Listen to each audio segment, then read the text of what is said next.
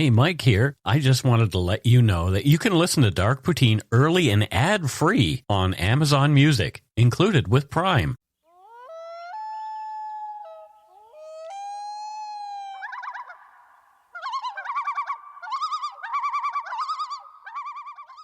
Welcome back to Dark Poutine. I am Mike Brown, and there is Matthew Stockton, my good buddy. Hello. How are you? Steve is sleeping behind me. I had one of those sleeps last night where I closed my eyes and felt like I opened them 10 minutes later and it was morning. Oh dear, I hate when that happens. Poor Matthew. Anyway, let's forge forth with this, our inaugural episode of 2025. Holy smokes. Happy New Year, folks. The views, information, and opinions expressed during the Dark Poutine podcast are solely those of the producer and do not necessarily represent those of Curious Cast, its affiliate, Global News, nor their parent company, Chorus Entertainment.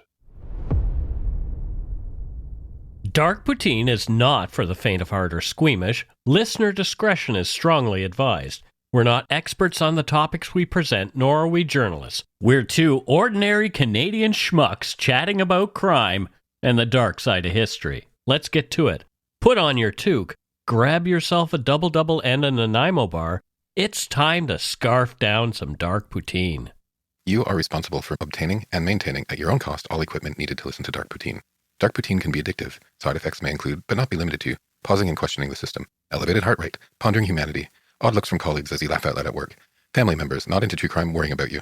Positive side effects may include some perspectives and opinions that you disagree with, as well as some wokeness and empathy. If you don't think Dark Poutine is for you, consult your doctor immediately.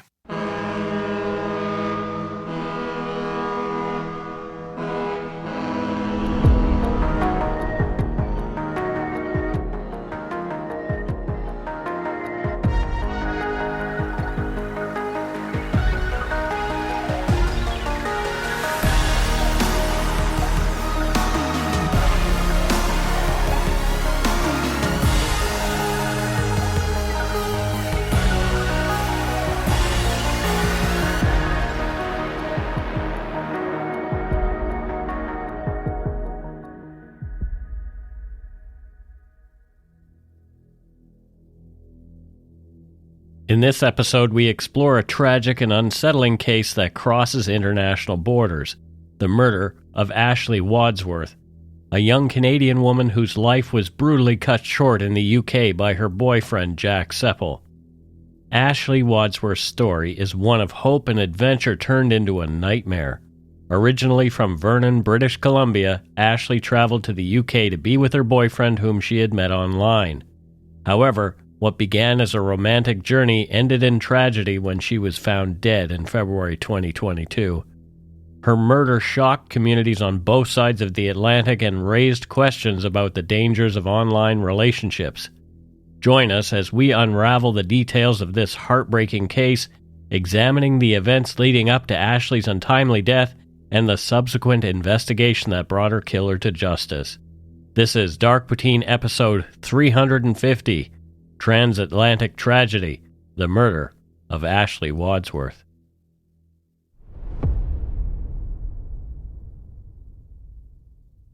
Ashley Wadsworth was a vibrant young woman whose life was filled with love, adventure, and a deep connection to her faith.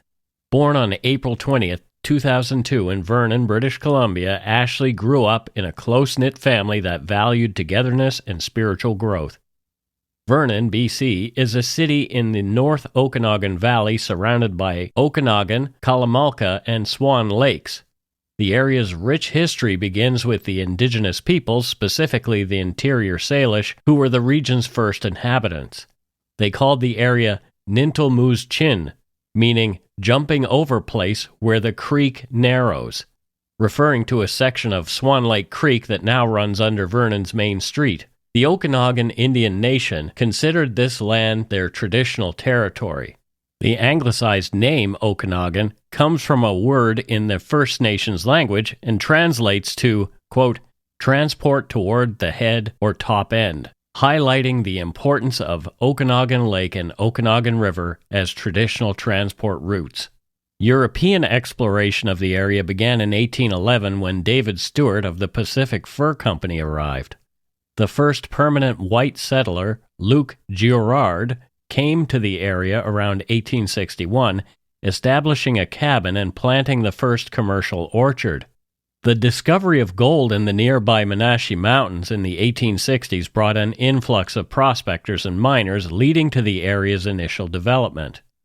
Vernon's growth accelerated with the arrival of the Shuswap and Okanagan Railway in 1891, connecting it to the Canadian Pacific Railway main line.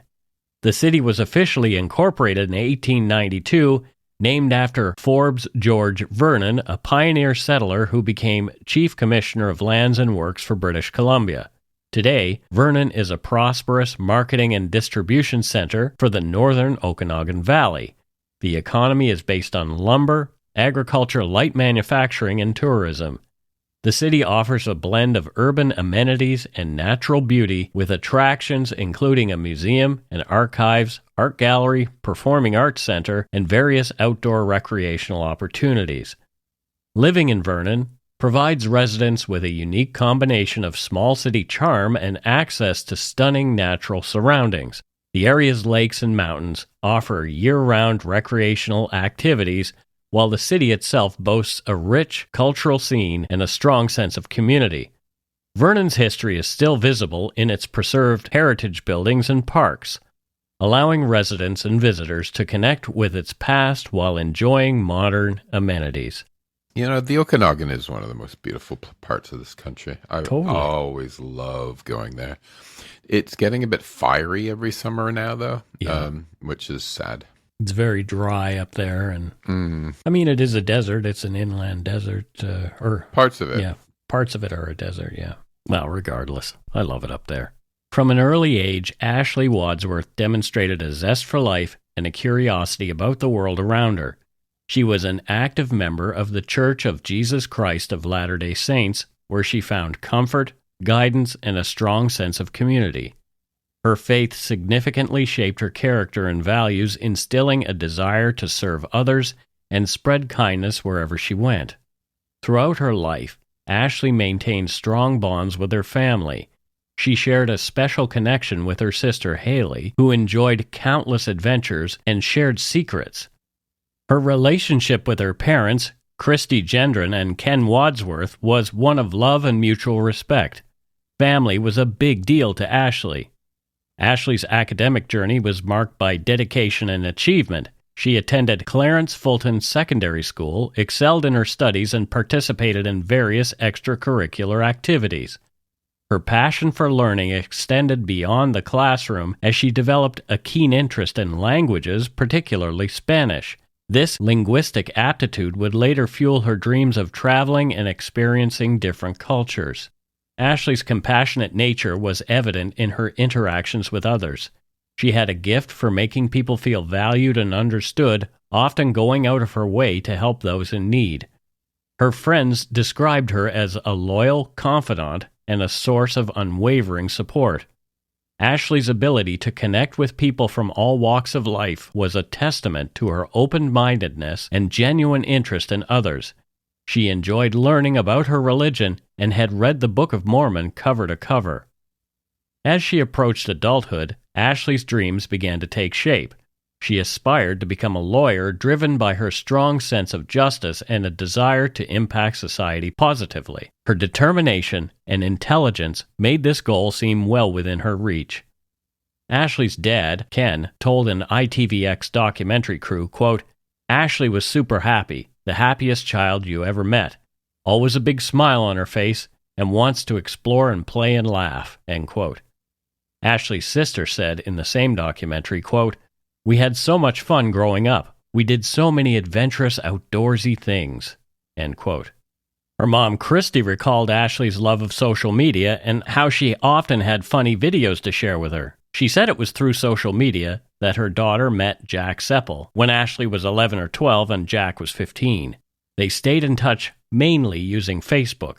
Christy said, quote, "They were just friends at first. They would talk about Britain, and he'd ask about Canada," end quote.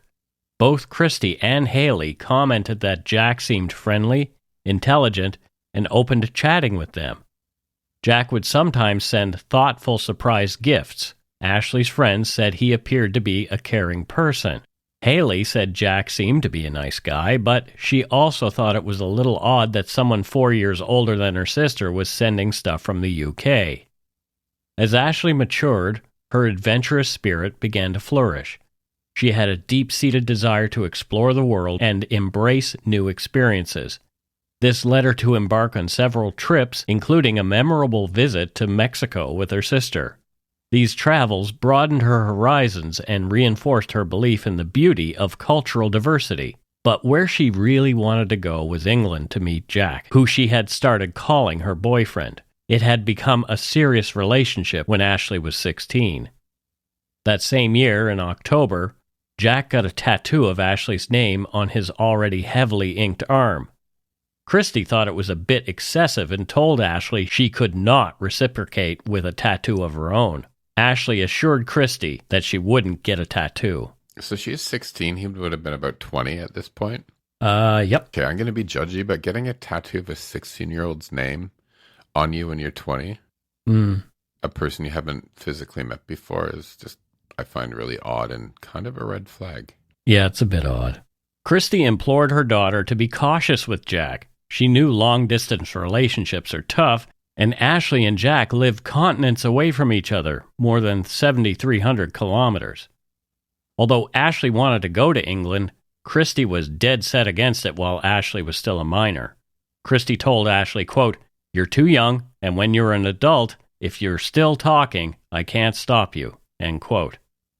Like many small-town kids, the call of adventure and bigger cities became top of mind as Ashley grew into adulthood. I can recall wanting nothing more than to escape Bridgewater someday, dreaming of moving far away. Like Ashley, to me, my hometown was boring, and I hated that everyone knew everyone else's business. Looking back, though, I was unaware of how good I had it there in many ways, especially being closer to family. I grew up in a small town too, and I don't look back and think of how good I had it in many ways because I still have my family. But I was, as a gay kid in a small town in the 80s, I was really happy to get out, right? Well, don't you, I mean, I still have my family too, but don't you ever wish maybe you were closer so you could give your mom a hug every week? No. No? Okay. Okay, well, there you go. Fair enough.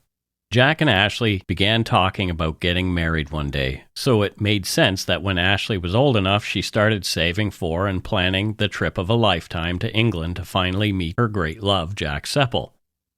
Despite her parents' concerns, Ashley had her heart set on the journey and nothing could make her waver. According to Maclean's magazine, as soon as she reached the legal working age, Ashley began eagerly accumulating hours at various part-time jobs, including stints at McDonald's, Burger King, a local Chinese restaurant named Asian Avenue, Home Depot, and a clothing store called Red Bag. Her hard-earned money allowed her to make her first significant purchase, an iPad that liberated her from sharing the family laptop.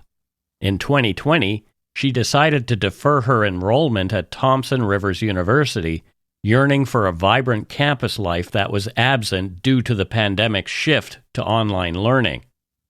Unknown to her family, Ashley Wadsworth's relationship with Jack Sepple became increasingly tumultuous.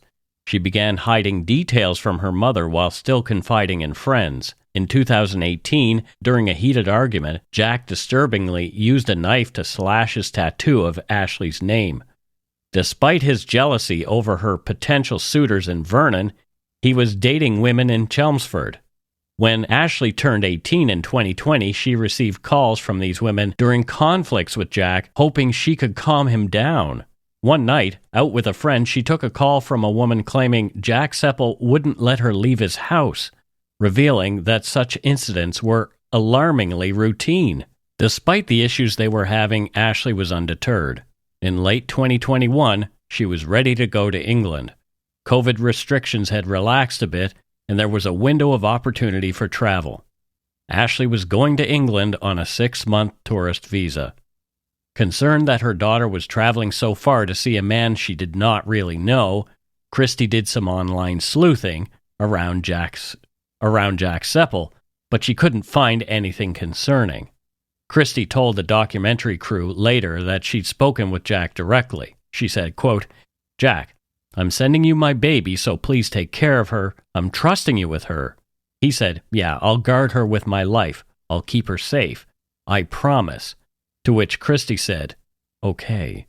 You know, for this to happen, like, she has a loving family that's actually reaching out and checking out somebody and asking him directly to look after her. Yeah. Right? Yeah. Like, these aren't parents that have no clue about their child. They're parents that care. They're parents that are making steps to try to figure it out. And for this to happen, despite that, is just extra sad. Yeah. Ever supportive, Ashley's dad, Ken, drove her to the airport and got her checked in. Although Ken wanted to go outside for one more hug, Ashley insisted she should go through security and be on her way. It was the last time Ken Wadsworth would see his daughter alive. The trip was characteristic of Ashley's adventurous spirit and willingness to take risks in pursuit of love and new experiences. With excitement and nervousness, Ashley bid farewell to her family and friends in Canada, embarking on what she hoped would be a thrilling new chapter in her life. The first time Ashley and Jack met face-to-face without a screen between them was at the airport in England after Ashley's plane landed in November 2021. Ashley was over the moon and sent tons of videos and photos of her and Jack together to her family and friends through Facebook. Christy asked Ashley how their first night together was. Ashley told her mom that she and Jack had a great connection. Jet-lagged, she'd fallen asleep and Jack had picked her up and tucked her into bed. Christy thought that was a sweet gesture. The trip seemed to be off to a great start, with Ashley and Jack traveling around England, sometimes with Jack's mom. All the photos and videos Ashley posted on social media seemed to tell a positive story, but it was not all roses. Family and friends saw cracks in the relationship. Once Ashley was in England, Jack was not as attentive to her needs. According to Haley, he wouldn't pay to take her out on dates and never bought Ashley flowers. He was sullen and distant and sometimes accused Ashley of, quote, not loving him enough. They spent most of their time together holed up in Jack's tiny Chelmsford flat without respite as Jack was not working then. Things took a dark turn in December when Ashley had to call an ambulance for Jack, who'd taken an overdose on his anti-anxiety pills. It was unclear whether he had really made an attempt to die by suicide or whether it was a call for help. Haley said, quote, "I feel like he was trying to get attention of some sort," end quote. She continued saying perhaps he didn't think Ashley loved him enough or perhaps was playing some kind of sick game in his head. Haley promised to keep Jack's hospital stay a secret from Christy so she wouldn't worry, but during one conversation the secret slipped out. Christy was mortified and deeply concerned for Ashley. Yeah, of course she was. And, you know, she had no idea what was going on at this point. It's, yeah, I mean, it's one of these things, Mike, where, you know, you partner violence, right, is very complex. And, you know, the very first thing we should do is somehow figure out how to stop people from inflicting it on others. But, you know, I'm hoping maybe with our podcast as well, you know, when we tell these stories, it raises just sort of awareness in terms of where things can go and story after story, how bad it can get. So if people are finding themselves in it, maybe, you know, I'm hoping it's sort of a bell for them to also try to get that away from these horrible human beings. You know, it's so difficult. It's so difficult. If enough places are making noise about it and talking about it, then, you know, you kind of can't avoid it. Yeah, it's just, I always find these very difficult because... Me too. Because it's in a situation where people are trying to find love and caring and relationship, and you can imagine how, like, it's not some stranger thing. It's way more complex, right? Yeah.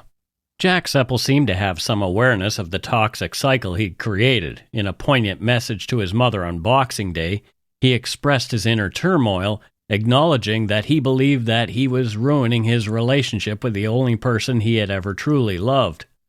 Jack was released from the hospital after New Year with more medication, To protect him from himself, his medication was put into a lockbox, and Ashley was given the only key. Things continued steadily downhill. Ashley would shush her loved ones during FaceTime calls, saying she didn't want to upset Jack. In early January, a disturbing incident occurred when Jack violently struck Ashley with a thick glass beer mug, smashing it over her head. The aftermath was heart-wrenching as Ashley tearfully FaceTimed her sister while cleaning up the shattered glass. In the background, Jack Sepple's erratic behavior was evident as he paced, cursed, screamed, and clenched his teeth. Despite her sister Haley's pleas for her to return home, Ashley was determined to stay in England and try to help Jack. Like many abusers, Jack made profuse apologies and gave gifts to reconcile with Ashley after his violence. Jack's mother, Tracy Dalton, and stepfather, Ricky, were also concerned. They organized a family trip to Rye, a picturesque coastal town, to improve the situation. To outsiders, they appeared as a happy family enjoying the quaint English countryside, sharing meals in pubs and posing for photos together. This facade temporarily masked Jack Sepple's psychological issues.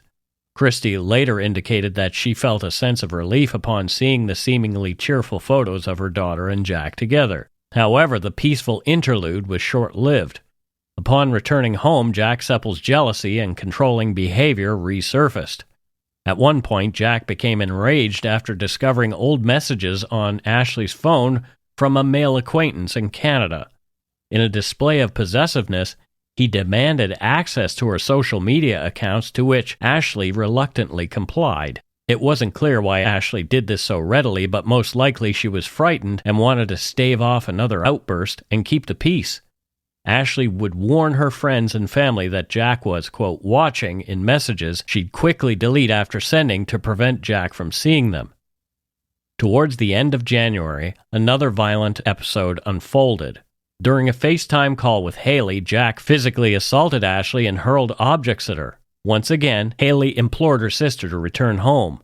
Although Ashley initially agreed, she later changed her mind, clinging to the hope that her love could somehow heal Jack Sepple and restore the apparently charming persona she once knew. On January 29th, Jack told his mother that Ashley wanted to return home to Canada, and maybe that was for the best. His mother, however, encouraged him to work on the relationship, emphasizing that love requires effort and patience. On January 30th, Ashley updated her Facebook profile picture to a cheerful image of herself and Jack. That same evening, Jack confided in his sister about his obsession with Ashley's past, foreshadowing the tragic events that would soon unfold. More after a quick break.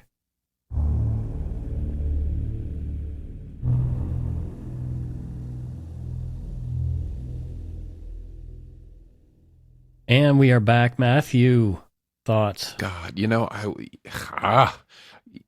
when this is in black and white in front of us and we're telling this story, right? Mm-hmm. I want to scream, run to her, right? Yeah. And I want to scream, go get her, go get on a plane to the family. Yeah. And of course, this isn't how things happen in real life because, people don't know all the details, or they hope for the best, or they have trust in others that they don't think it'll get so bad, right?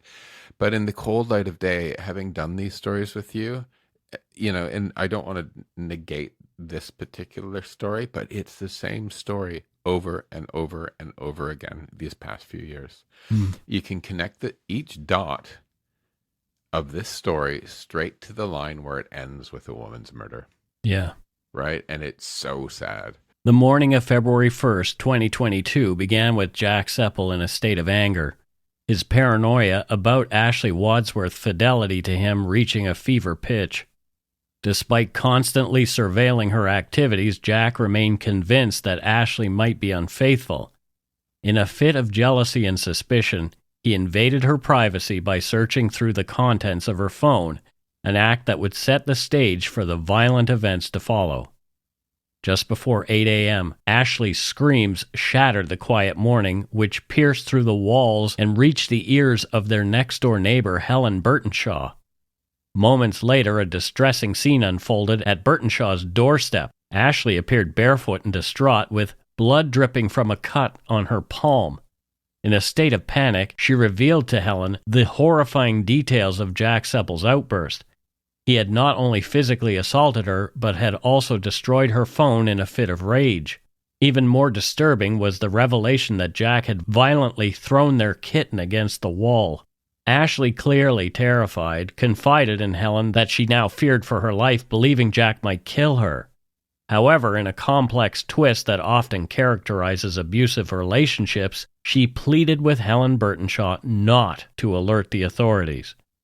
This reluctance to involve the police could have stemmed from various fears, perhaps that Jack might harm himself if the situation escalated, or that he would face legal consequences, for which he would later blame her. Despite the gravity of the situation and against her better judgment, Helen Burtonshaw honored Ashley's request not to call the police. Ugh, that's so frustrating. Yeah. You know, I'm not crapping on Helen here. Yeah, right. Yeah. It's, again, you know, neighbor, all that sort of stuff. But, you know, especially if Ashley is asking for her not to. But I don't know. I think I'll put it this way, if my neighbor came over and was bleeding and that sort of thing, I think I would have called the police anyway. Yeah. I mean, knowing what we know now, for sure, that would be a thing that I would do too. If a woman came knocking on my door or whatever and said, you know, I just need a place to hide out, but don't call the cops, I'd say, okay, yeah, okay. And is it bad for me to also be concerned about the kitten? And I want to know if it was okay. I don't know if it was. Okay. Yeah. Concerned for Ashley's safety, Helen Burtonshaw offered to take the shaken and bloodied young woman to see a doctor that morning, offering a temporary escape from the volatile home environment. However, Ashley declined the offer. Undeterred, Helen Burtonshaw took it upon herself to intervene, venturing next door to confront Jack Sepple alone. Jack offered an apology in the face of this unexpected confrontation, though his remorse's sincerity would soon be questioned. As the morning progressed, the facade of normalcy briefly reasserted itself. Around 9 a.m., another neighbor named Lucy arrived at the door to the flat to deliver a misplaced package. Jack's behavior during this interaction was notably guarded. He refused to fully open the door, a detail that Lucy dismissed as typical of his generally unfriendly and paranoid demeanor. Meanwhile, as her phone was broken, Ashley borrowed Jack's cell phone to make a crucial call to her family in Vernon. The time difference meant it was midnight there, but that didn't matter to Ashley's family. Ashley said she was ready to return home. This was when Ashley's predicament became clear to her family, as Haley had finally revealed the truth about her sister's situation. Acting swiftly, the family booked a flight departing in 2 days. Jack Sepple, perhaps in an attempt to maintain control or present a cooperative front, agreed to take Ashley to a pre-flight COVID test and subsequently to the airport. Acutely aware of her daughter's danger, Christie instructed Ashley to leave immediately for the airport if Jack became violent again, and threatened Jack directly with police intervention if he caused any further harm to her daughter. In a final, desperate attempt to find help, Haley reached out to Jack's mother. However, this potential lifeline proved futile as Tracy Dalton was unavailable, coincidentally, at an airport herself. Her chilling response to Haley's plea for help was, quote, "As soon as Ashley leaves, he's going to kill himself," end quote. According to Maclean's magazine, Jack Sepple sent a disturbing message to his mother, Tracy Dalton, admitting to severely beating Ashley. He wrote, quote, "I beat up Ashley really bad," and later added, quote, "She thinks she broke her arm. I picked her up and threw her on the ground and punched and ripped her all around the lounge," end quote. Disturbingly, Dalton's phone records show no response to these alarming messages. In a desperate attempt to seek help, Ashley used Jack Sepple's phone to send frantic messages to her family and friends in Vernon, but it was the middle of the night there. "It's Ashley," she wrote to her family in Vernon. "I need your help. It's an emergency. Please." She sent similar messages to Mormon church acquaintances in Chelmsford, but they also went unanswered until it was too late. This isn't something we get often in these stories, Mike. Yeah. It's so distressing to hear this, that she's desperately trying to get help. Mm-hmm. And no one gets back to her. Not for their own faults. Right. right? It's horrifying. Yeah. I actually find it horrifying. The tragic culmination of events leading to Ashley Wadsworth's murder occurred shortly after her final messages. It is believed that between 12:38 and 12:45 p.m., Jack Sepple strangled Ashley Wadsworth. In a final act of brutality, he then went to the kitchen, retrieved an 11.5 centimeter knife, returned to the bedroom, and stabbed Ashley at least 90 times in the chest and abdomen. Unknown to Ashley and her family until it was too late, Jack Sepple had 8 previous convictions for 12 offenses, many of which involved intimate partners whom he'd been seeing while continuing to string along Ashley Wadsworth. His record revealed a series of incidents that foreshadowed the tragic events to come, demonstrating a consistent disregard for the safety and well-being of his partners and family members. In 2014, a particularly alarming incident occurred involving Jack's mother. During an argument, Jack's aggression escalated to physical violence when he dragged Tracy to the floor. The severity of this act prompted her to seek legal protection, resulting in a restraining order against her son. This event not only highlighted Jack's propensity for violence, but also showed that his aggressive behavior extended beyond romantic relationships and into his family dynamics. I might get some flack for saying this, but I'm going to say it anyway. Yeah. So she went through this with her son. She knew her son's history with other women, and she said nothing to Ashley, and she didn't help her. Shame on her. I'm sorry, but shame on her. Yeah, I feel the same way about it. A similar pattern of aggression and control marred Jack's relationships with romantic partners. 2 former girlfriends had found it necessary to obtain restraining orders against him. The specific circumstances were not publicly disclosed. One particularly chilling account came from a previous partner who later described a harrowing experience when she attempted to end her relationship with Jack Sepple. As she tried to break up with him, Jack reportedly put his hands around her throat, a terrifying act of aggression that demonstrated his inability to accept rejection and his willingness to use physical force to exert control. This incident was a stark warning of the danger Jack Sepple posed to women who were involved with him. After receiving texts from Ashley earlier that day saying she needed help and wanted to leave, 2 of Ashley's Mormon friends texted back. Jack Sepple responded and told them everything was, quote, sorted. They went to Jack's address and knocked on the door, but got no response despite hearing movement inside. Concerned for Ashley's safety, they called 999. Police officers arrived at 4:15 p.m. just minutes after the friend's call. They forced entry into Jack's flat and made their way to the bedroom where they found Jack Sepple on his mobile phone next to Ashley's body. Jack calmly told the officers that he had strangled and stabbed Ashley. Jack Sepple's eerily composed demeanor struck the responding officers, who noted he was unusually calm given the bloody crime scene beside him. He told them that the murder had happened, quote, 2 to 3 hours ago, and claimed he had, quote, taken a lot of drugs. A toxicology test disputed this later, showing there was only a tiny amount of cannabis and minimal amounts of his anti-anxiety medication present in his system. Yeah, of course. He's trying to be able to say he was out of his mind, right? Yeah, the old... Oh, I was on drugs, or I was crazy, right? Yeah. Instead of I was angry. Yeah. And killed my girlfriend in a rage, which he would be responsible for. He's trying to mitigate his responsibility. We see it over and over and over again. Yep. Despite efforts by officers and medics, Ashley was pronounced dead at the scene. Ashley's blood was later found on an Xbox controller, suggesting that Jack Sepple had played video games after murdering her. Before the police arrived, Jack had changed his Facebook profile picture to a photo of he and Ashley on the day of her arrival. He captioned the photo, "Forever Mine." Jack's phone was seized and later showed chilling evidence. Shortly after murdering Ashley, Jack Sepple recorded a video confession on his blood-soaked cell phone. In the video, Jack appeared covered in Ashley's blood and addressed her sister Haley. Ashley's lifeless body was visible in the background of the video. Jack apologized for his actions, stating, quote, "I went psychotic. I'm sorry. I strangled her and stabbed her," end quote. He said, "My head was fucked. I'm so sorry, Haley, for taking your sister." After recording the video, he made minor superficial stab wounds on his own chest, perhaps planning a later claim that he'd killed Ashley in self-defense. Or, What an asshole.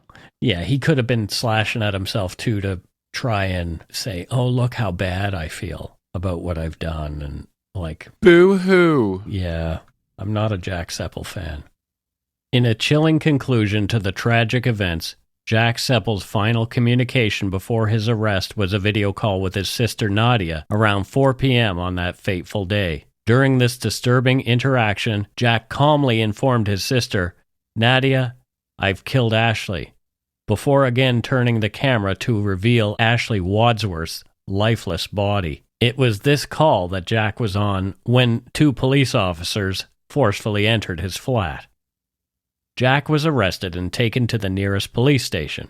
In his initial police interview on his attorney's advice, Jack Sepple answered no comment to all questions posed by the police.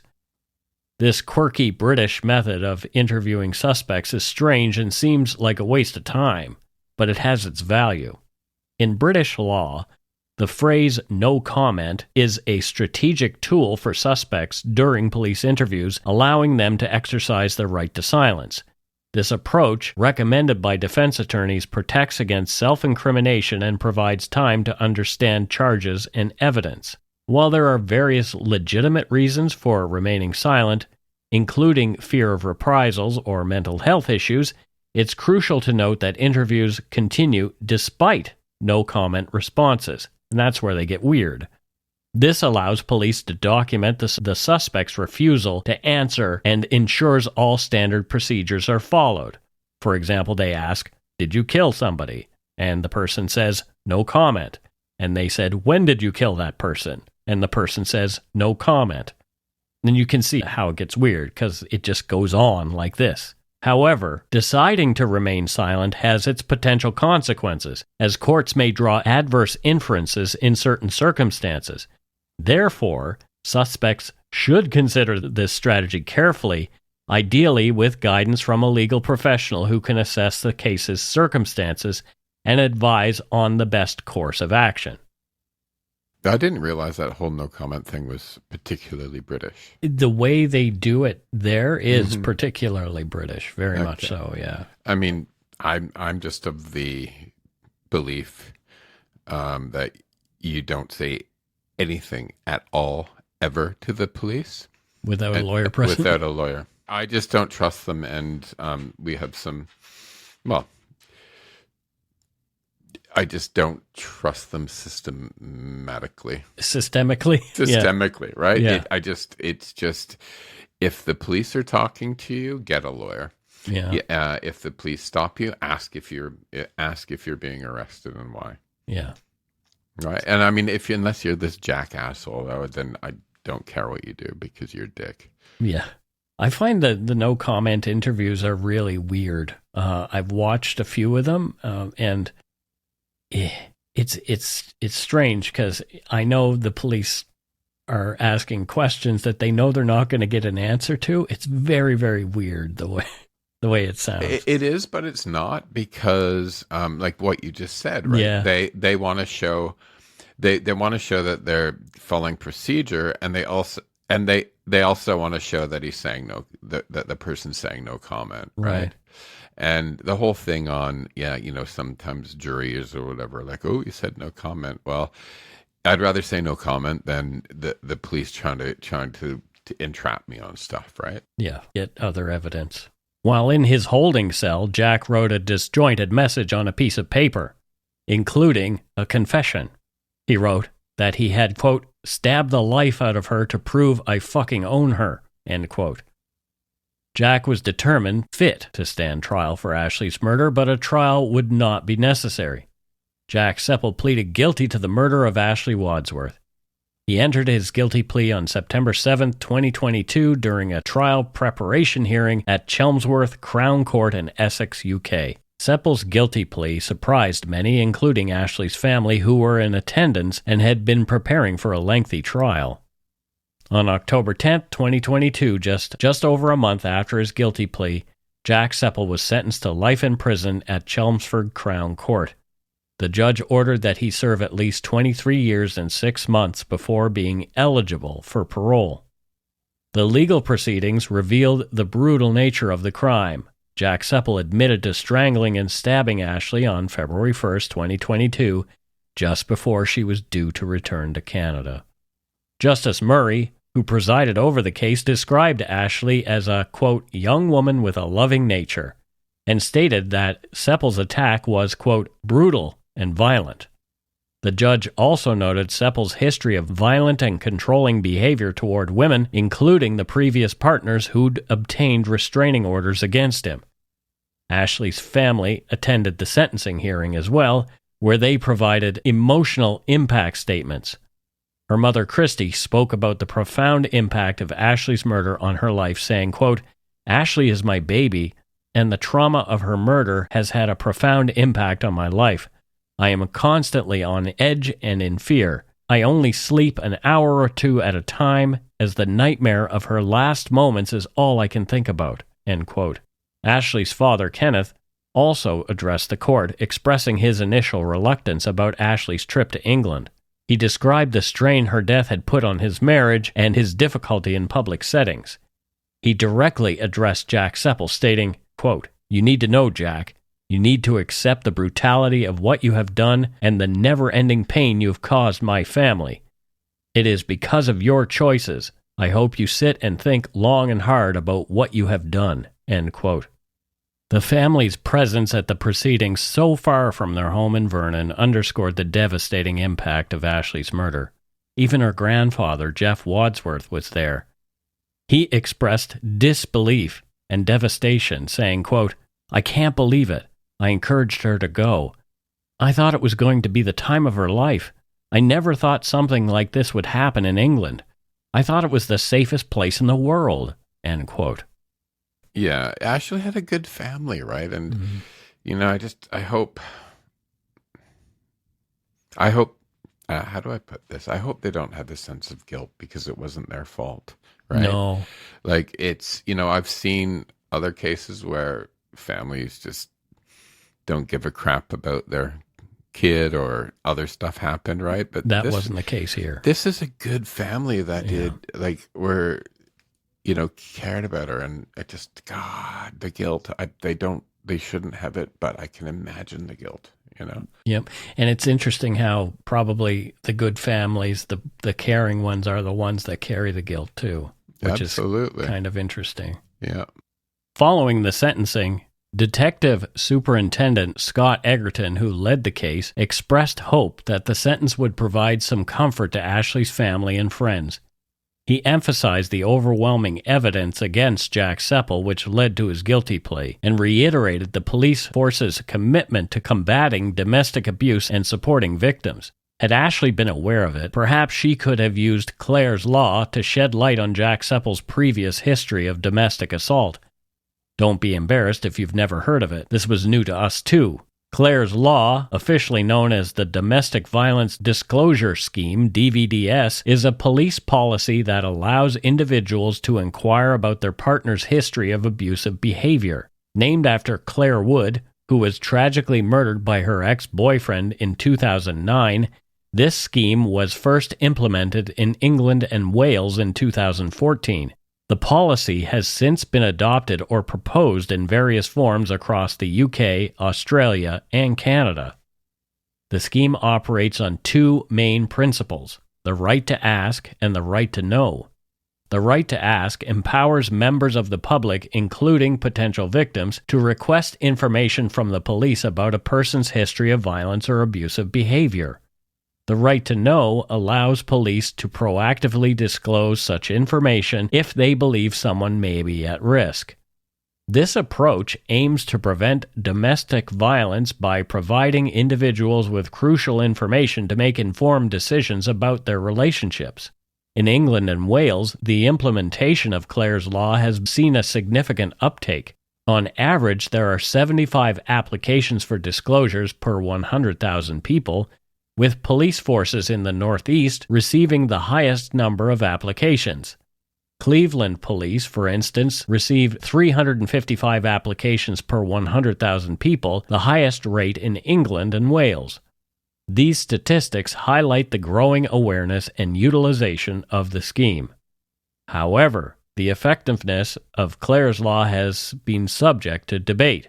While it provides a valuable tool for potential victims, some argue that it does little to reduce the rate of homicide due to intimate partner violence and does not address the root problems associated with such violence. Critics also point out that the scheme effectively puts the onus on the victim to remove themselves from an abusive relationship, which may not always be feasible or safe. No, true. Yes. And, you're going to talk a little bit more about some of the pitfalls of it, but I'd 100% rather have Clare's Law than not have it. Yeah. Right? It's not the answer. Of course it's not. Yeah. But it's a very good tool, right? If used, right? It definitely is. Just to be able to know, why be kept in the dark? Right. Implementation challenges for Clare's Law have also emerged. Several police forces have faced criticism for not properly executing the scheme, potentially putting individuals at risk. For example, Wiltshire police were compelled to apologize in October 2023 after failing to thoroughly assess thousands of applications, resulting in harm to 2 women who could have been protected. The international impact of Clare's Law has been significant. In Canada, Saskatchewan became the first province to implement a version of Clare's Law in 2019, followed by Alberta in 2021. Other Canadian provinces are considering or are in the process of implementing similar legislation. Several states have proposed or implemented versions of Clare's Law in Australia, with South Australia launching a 12-month pilot in October 2018. Despite its limitations, Clare's Law represents a crucial step forward in the fight against domestic violence, providing individuals the means to assess potentially life-saving information empowers them to make informed decisions about their safety and well-being. As the scheme continues to evolve and expand globally, ongoing evaluation and refinement will be essential to maximize its effectiveness in preventing domestic abuse and protecting vulnerable individuals. We'll have a couple of links about Clare's Law in the show notes. And that's it for Dark Poutine episode 350, Transatlantic Tragedy, The Murder of Ashley Wadsworth.